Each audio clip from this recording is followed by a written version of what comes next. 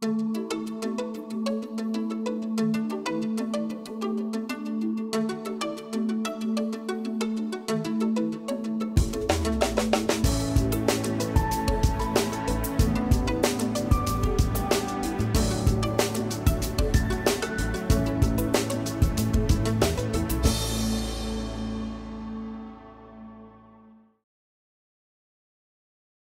for being here. I know it's late, everybody's tired, but at least you're not hungover anymore, I hope.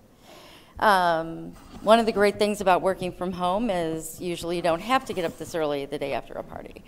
And yes, this is usually about the time of day that I get up after a long night of working. So, like she said, I am Deborah Carney. I have multiple websites, but the ones that are related to this are ABCsPlus, where we have a bunch of podcasts about affiliate marketing, being a merchant, and also working from home. A lot of affiliates are working from home, and that's what we're going to talk about today. All right, I've been doing a podcast with work at home folks. A lot of them are work-at-home parents, and some of them are where both husband and wife work at home. And I've also talked to a lot of folks that don't have kids that work from home. I've interviewed about 100 people, and a lot of the same themes kept coming up. The tips that I'm going to share with you today are brought together from all the different things that they shared in their interviews with me. Now, one of the first things you need to know before you work from home is, are you ready to be able to work from home? There's a lot of things you should take into consideration, and a lot of people, telecommuting is also becoming more popular. If you're working a 9-to-5 job, but you think you can do your job better from home, talk to your boss. But before you do, let's go over a couple things that you might need to think about before you decide whether you should work from home. You need to be a person who's a self-starter. There are folks that are better in an office environment for a lot of reasons. One is for structure, one is for socialization, and some people do need the guidance of superiors, or if you have to manage other people as part of your job, then you need to be in your job location. But if you think you can work from home and you need to make the jump, one of the first things you need to do is talk to your friends and family and make sure that you can get the support. Like if you're married, you got to talk to your spouse and say, I want to work from home. Are you going to be aware that I'm working when I'm at home and that I'm not just at home sitting on the couch eating bonbons and watching TV? Once you get that support from your friends and family, go ahead and give it a try. If you're working for a company and you think you can go part-time with them and work from home part-time, or you can do a timeshare before you do a telecommuting type of a thing, it's a good idea to do a trial run. Once you get the permission and you're ready to jump into it, some things that you need to consider.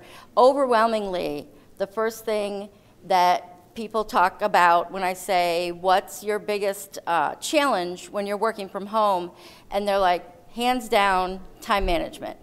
I have to remember that I'm working. I have to separate my work time from my personal time. I have to remind friends and neighbors that I'm working, and again, I'm not just sitting around, playing video games.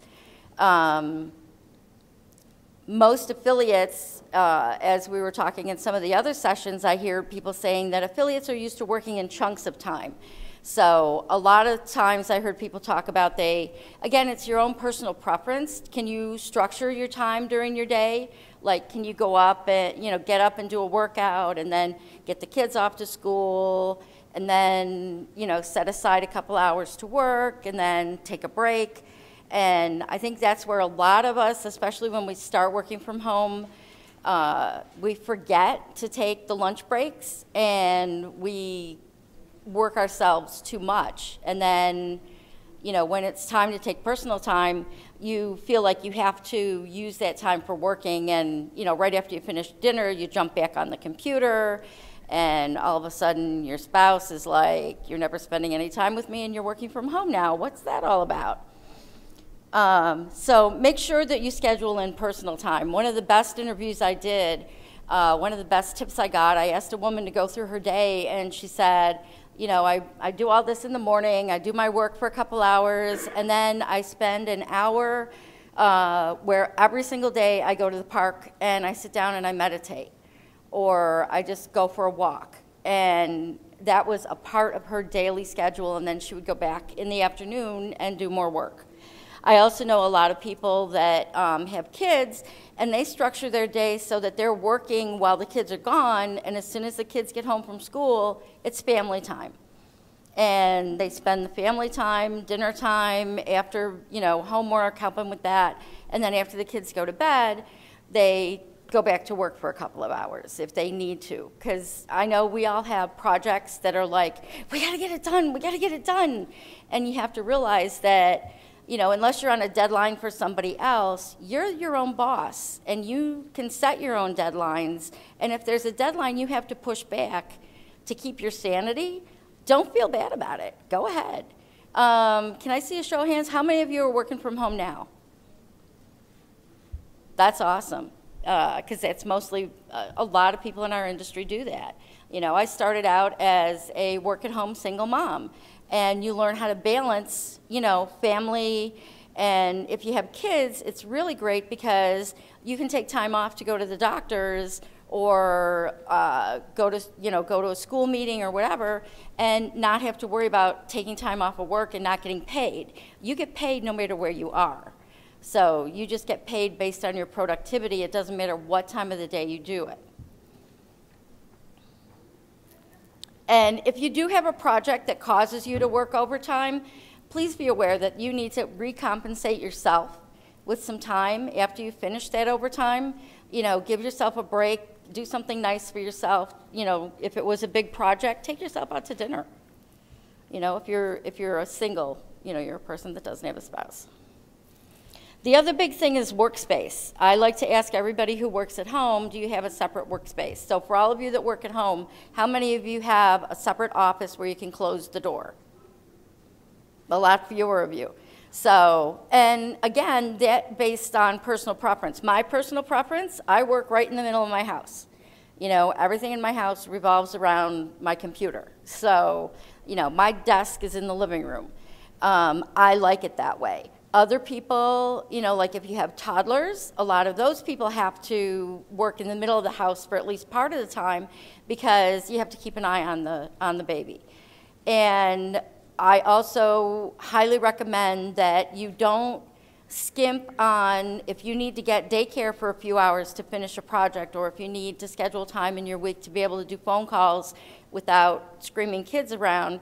Get a babysitter in. Let them, you know, let them take care of the kids in another part of the house, or take them to a daycare for a little while. There are positive and negatives to having a separate workspace. One is you can go, shut the door, do your work, not have to worry about anything. Then on the other side, like me, I just sit at my computer almost all day. So I'm either sitting at my computer or I'm outside photographing stuff. So, you know, I just want to be in the middle of my house. I don't want a door closed. I like it nice and open. But then again, I don't have many kids. You know, it's just me and, you know, maybe one or two other people in the house. So then the last really good tip that I think I need to really, what you really need to understand is that you need to be flexible.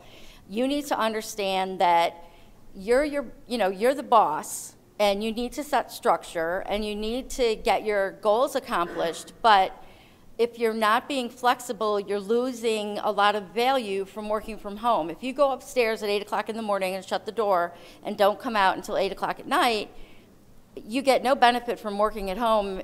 It's the same as going to an office and being locked in a cubicle. So again, unless you're working on a project that requires a lot of concentration, give yourself breaks. Get up, walk around, go, you know, do things that you enjoy. But I skipped over on one of the other slides. The other thing you need to do is really make it clear to family and friends that you are working, and you know that they can't just drop in for coffee, and they can't just, you know, call you and talk to you on the phone for hours. And you know, you need to make sure that they understand that, and it's harder at first, but as you get going, you know, people will get more used to it. And I think it's more of a problem for parents of children because, you know, school will call, and then the parents of another child will call you and say they have, you know, they want to talk about, you know, something school related. So those are a couple of the really big tips. Now, we only had 20 minutes to begin with, so I've kind of gone through the info that I have. Do you guys have any questions? You know, you guys are working from home. Do you have a question or a tip that you want to share with us? You have to go up to the mic, and I can't see. No? Nobody has any questions? Eric, come on. You were on a... Okay. Can you go up to the mic? What's the best way to optimize the tax implications of working from home? That's a really good question, and it's actually, you should always talk to an accountant, of course, but there are a lot of tax benefits from working from home. You figure out the square feet of your office, and you're able to deduct a portion of your mortgage, rent, utilities, you know, all that kind of stuff. You can take it off, and if it causes you to have a loss, then you can roll it over to the following year. This is something new. So you can roll it over to the following year when you may need the deduction even more. So it's kind of it is a big tax break for you. Okay, go to the microphone because they can't hear you.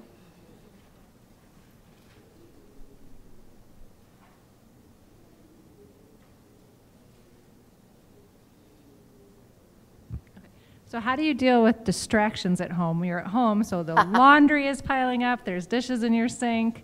How do you keep from focusing on that and not doing your work that you're supposed to be doing? That's a really good question because that's something that we all deal with, whether you're single, married, kids, or whatever. You know, you walk out and you need to do the laundry.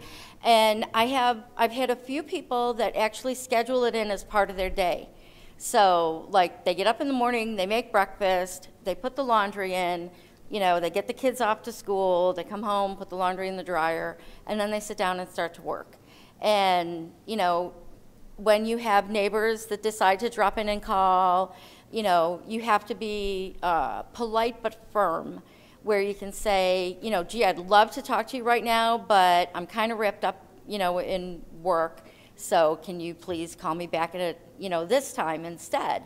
And it is very difficult. You know, the phone is going to ring, and you have to decide, do I have time to deal with this? Or, you know, caller ID is a wonderful thing. You have your kid's school phone number and make it a rule that that's the only phone that you're going to answer. That's the only phone call you're going to answer if the phone rings. Or, you know, if you didn't do the dishes one night and you look the next morning, you're like, let it go. Nobody's going to come over and white glove inspect your house. If your laundry and dishes, you know, go an extra day or whatever, don't stress over it. I think that's the biggest thing you need to learn to do is just be flexible enough not to stress over it. And a work-at-home dad sitting over here, Eric Nagel, he has a great tip that he uses to eliminate distractions, but he's one of the ones with he can shut the door. If he's working on a project where he can't be disturbed, he has this FBI rule, and it's fire, blood, intruder. Those are the only times you can come and knock on my door. If there's not a fire, there's not blood involved, and there's not an intruder, don't bother me. And everyone in this household understands that. And of course, he would have his phone shut off and Skype shut off and all that other stuff. And that's the other thing. You can get really distracted by social media when you're working by yourself. And, limit yourself. You know, you can have Facebook open in a tab, but don't be checking it every 5 minutes, because then you're distracting yourself. And, you know, but if you're having a day where you feel like you need to have a social break, go ahead. You know, give yourself a little break, let yourself chit-chat with some friends, and then, you know, get back to work. You know, they're not going to miss you if you don't answer every thread, you don't post on every thread like the minute after it's posted. It'll be there at the end of the day. Generally, I like to spend 10 or 15 minutes in the morning, and then I'm not back on Facebook until evening. You might not know that, though, because I have social media scheduled throughout the day that automatically posts without me being there. So, do we have any other questions? Yes. Oh, sorry. Couldn't that's see all the right. line forming. You know, when you work at home, some places, some people don't think as seriously of you. Right. To make matters even worse, if the dog barks or the kids are yelling and they hear that over the phone, it seems like your credibility goes down even more. It seems inevitable that's going to happen. Do you have any tips on how we can boost credibility back in their minds of someone who's used to a traditional workplace? That's a really good question. And for me, I've been working from home for a really long time. And the way I handle it is, if I'm on a phone call and the kids are in the background, the dog's barking, the cats are fighting, you know, the smoke alarm goes off, the oven bell rings, the phone rings, you know, you just explain to the person who's called and you say, look, you know, I'm busy right now. And to raise your own credibility, you have to stick to your own schedule. So if people do think that they can interrupt you, just let them know that, okay, you called me or you came over to visit, or, you know, I can't see you right now. And if you're on the phone with a client, or, you know, you're in a conference call or whatever, and all that thing goes off, you know, the people that you're working with should understand that you are working from home, and like all of our clients know that we're working from home. And you raise the standard yourself, and then other people will raise the bar with you. You know, if you act professional and act like it's a business, they'll treat you like it's a business. And if you have that occasional time where, I've done podcasts where, you know, the dogs start barking in the background on the other end, and they go, oh, I'm sorry. And I'm like, look, this is an informal podcast. Everybody's working from home. We all deal with what we have to deal with. We're all real people with real lives. You know, even if you were in an office, the smoke alarm, you know, the fire alarm might go off, and, you know, you're in the middle of a conference call, and, you know, or someone comes screaming through because they they landed a great deal, or, you know, they had a promotion, and, you know, they go running down the hallway screaming. So being at home and being in an office aren't all really that different. The distractions are just a little different. So, yes. Just a quick tip that I use, because I get distracted by social media very easily. There's a service called Rescue Time, rescuetime.com, and it runs on your computer, and it tracks what you're doing. And you can go into a focus mode, where when you set it to focus, you can say, I want to focus for a half hour or 45 minutes. And if you try to pull up Facebook, it's blocked. And if you try to pull up Twitter, it's blocked. And it doesn't even give you an option to go there. So that is awesome. Yeah. It's rescuetime.com. Rescuetime.com. Liz, write it down. My daughter is here, who is also a work-at-home mom, and she homeschools. And there's another mom in the audience that is a work-at-home mom that homeschools. So that's also another problem solution. You know, I mean, you have to deal with the fact that you have to help teach your child, but you have the flexibility in multiple ways now to not only schedule your work time, but make learning fun for your child. And they know that being at home isn't just for screwing around, because mommy works, you're at school, and that type of thing. Hi. So to speak on the thing with the dog, I always simply say, you know, that we're a pet-friendly office, and I've always got the mute button like real close. So usually when I'm listening in, like on a conference call or something, and I'm not actively speaking, I'm always putting it back on mute. That way, if there is some kind of, you know, outburst of the dogs barking, that, you know, they don't hear it. That's a really good tip, to use the mute button. The problem is, make sure you use the unmute button, because you may have this long dissertation and no one knows you're talking. So we're just about at the end of our time. What's your question? Just a really quick question. I live right by the ocean in some kind of little corner part where no cell phones work. And Right. so my calls get lost all the time, and it's so frustrating when you're trying to run a business from home. Yep. And I was wondering if you or if anyone in the audience has some kind of tool or like a satellite call internet tool that I can buy or get on the internet that I can use, because it's just ridiculous how many calls I'm dropping. And also, Do you use Skype? I do Skype, but the problem is I go through AT&T. None of the internet people who aren't satellite work either there. So the most I can get is 1.5 megabytes, which is so slow. You can't even stream. You can't do anything with it. Okay. So if anyone here has any ideas or suggestions, or if you do, I would really appreciate it, because it's killing my business. Move. I won't live where there's not a strong internet signal. No, I but do. Can we hear you? He's asking, why don't I have a landline? Well, I came from Virginia, where we all had cell phones. We just didn't have a landline. We paid for one. We never used it, so I didn't bother to get it. But it might be, yeah. Yep.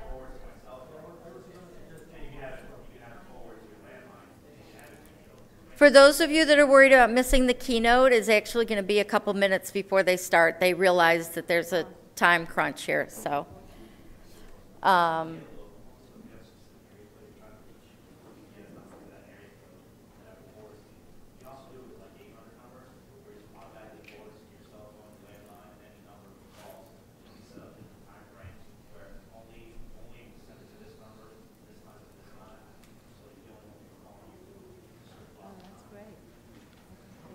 Okay, Thank so you. what he suggested was a Google Voice number that Yes, you and point probably to a whatever you want. landline as well.